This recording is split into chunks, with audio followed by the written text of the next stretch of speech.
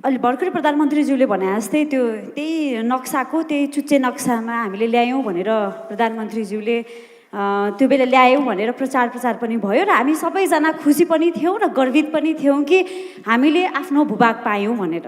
तर अहिले आएर त्यहाँका नागरिकसँग भेट्दा र त्यहाँका नागरिकका डकुमेन्ट्रिजहरू सुन्दा हेर्दा र न्युजहरू हेर्दाखेरि चाहिँ त्यहाँका नागरिकलाई नेपाली हुनुमा कुनै पनि गर्वित फिल छैन। उनीहरूले भन्छन् हामीलाई नेपाल सरकारले के दिएको छ, आफ्नै गाउँ घरमा जानलाई भारतको बाटो हिँड्नु पर्ने नेपाल सरकारले हामीलाई के दिएको छ?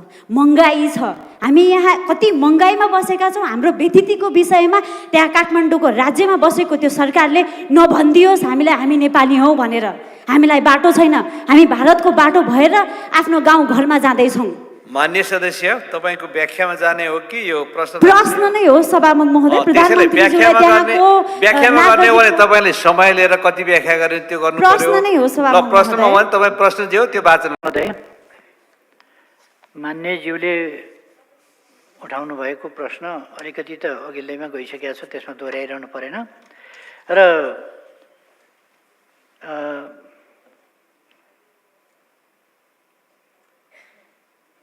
अझै पनि धारचुलाका मान्छे आफ्नो घर जान भारतको बाटो भएर जानुपर्ने अवस्था छ।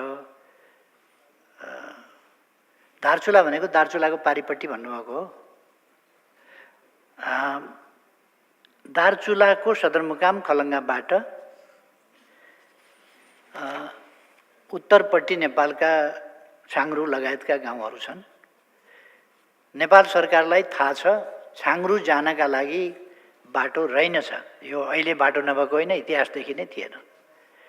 अहिले त्यस सम्बन्धमा तत्कालका लागि अर्को देशको बाटो भएर जान नपरोस्, आफ्नो देश आफ्नै बाटोबाट जान पाइयोस् भनेर त्यहाँका जनताहरूले माग राख्नु भएको बमोजिम। त्यहाँ अहिले तत्कालका लागि कति बजेट चाहिन्छ भन्दा 5 करोड बजेट चाहिन्छ। त्यति भयो भने हामी बाटो घोडेटो बाटो बनाउन सक्छौँ र त्यो घोडेटो बाटोले पारिपट्टि गएर जानु पर्दैन। त्यसो भएर हामीलाई यता घोडेटो बाटो बनाउन सहयोग गरियोस् भनेर उहाँहरूले भने बमोजिम। 5 करोड रुपियाँ निकासा गरेर अहिले आफ्नै देशबाट आफ्नो भूभाग जाने बाटो धमाधम निर्माण भइरहेको कुरा म मान्यजीलाई अवगत गराउन चाहन्छु।